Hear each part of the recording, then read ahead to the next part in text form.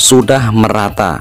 BRI, BNI, BSI, dan Mandiri hasil cek status keterangan di 6NG hari ini 2 Maret 2024. Nah, kira-kira seperti apa perkembangan dari status keterangan di 6NG per hari ini 2 Maret 2024? Apakah semakin ada kemajuan? Untuk itu, yuk kita bersama-sama simak informasinya sampai selesai.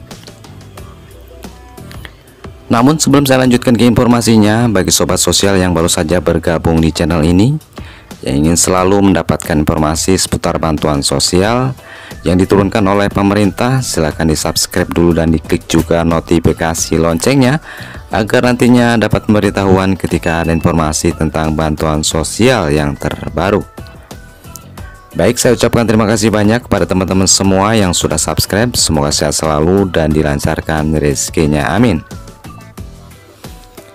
Baiklah teman-teman, kita langsung saja ke informasinya, yaitu sudah merata. BRI, BNI, BSI, dan Mandiri hasil cek status keterangan di 6NG per hari ini 2 Maret 2024. Informasi terbaru soal update data pada aplikasi 6NG Supervisor Dinas Sosial, bahwa untuk bantuan BPNT alokasi Februari-Maret 2024 saat ini baik lewat KKS Himbara seperti BRI, BNI, BSI, dan Mandiri, juga yang lewat PT Pos Indonesia sudah SPM merata. Ini artinya untuk bantuan sosial BPNT Februari-Maret tinggal menunggu proses menuju SP2D, lalu ke SI, Standing Instruction atau pemindah bukuan, dan terakhir proses top up. Maka dari itu kemungkinan besar insya Allah dalam 10 hingga 14 hari ke depan BPNT alokasi Februari-Maret sudah akan cair kepada KPM penerima Bansos BPNT.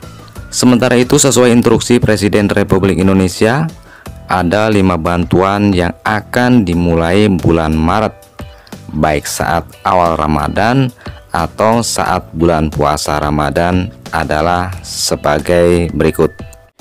Yang pertama adalah bantuan BPNT alokasi Februari-Maret sebesar Rp400.000. Bantuan BPNT menyasar kepada 18,8 juta KPM yang tersebar di seluruh Indonesia. Ada yang proses penyalurannya lewat kartu KKS secara non-tunai, ada yang lewat PT Pos Indonesia secara tunai. Nah, bantuan BPNT akan dicairkan ini alokasinya langsung 2 bulan, Februari-Maret, menyusul surat yang diterbitkan oleh pihak PT Pos Indonesia berdasarkan surat yang diterima dari Kementerian Sosial Republik Indonesia terkait dengan nanti ada penambahan kuota salur menjadi triwulan, yaitu Januari, Februari, Maret. Dan bagi KPM yang sudah cair untuk alokasi bulan Januari, maka yang belum dibayarkan tinggal Februari Maretnya, yaitu sebesar Rp400.000. Dan untuk saat ini di akun 6NG Supervisor yang ada di Dinas Sosial Kabupaten Kota, sebagian status KPM sudah berubah menjadi SPM, namun sebagian pula ada yang statusnya juga masih proses verifikasi rekening. Nah, tentunya ini menjadi tanda kurang sebentar lagi bantuan BPNT alokasi Februari-Maret sebesar Rp400.000 akan dicairkan setelah status SPM muncul di 6NG. Nanti akan muncul yang namanya SP2D, surat perintah pencairan dana.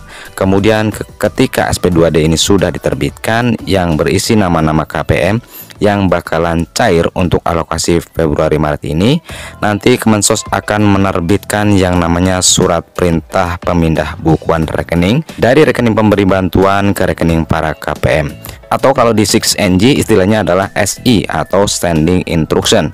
Nah, ketika SI itu sudah diterima oleh pihak penyalur, baik itu Himbara ataupun PT Pos Indonesia, maka dari pihak penyalur akan memulai pencairan dana bantuan BPNT tersebut, baik secara tunai maupun non-tunai. Kemudian bantuan yang nomor 2 adalah BLT mitigasi risiko pangan yang besarnya adalah Rp600.000 untuk alokasi 3 bulan, yaitu Januari, Februari, Maret. Kemudian sasarannya adalah 18,8 juta KPM yang datanya bersumber dari data DTKS. Nah, kemungkinan besar para penerimanya adalah KPM BPNT, baik itu KPM BPNT murni maupun KPM BPNT plus PKH. Proses pencairannya kemungkinan besar ada yang secara tunai lewat PT Pos Indonesia, ada yang secara non tunai lewat kartu KKS. Nah, apakah nanti antara pencairan bansos BPNT Rp400.000 dengan BLT mitigasi Rp600.000 akan dicairkan berbarengan?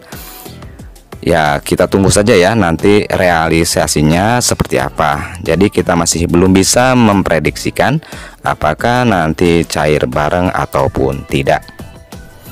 Nah, kemudian untuk bantuan yang nomor 3 adalah bantuan PIP alokasi tahun 2023 bagi siswa-siswi kelas berjalan mulai dari jenjang pendidikan SD, SMP hingga SMA SMK yang masuk ke dalam SK nominasi dan sudah melakukan aktivasi rekening simpel sebelum tanggal 29 Februari tahun 2024.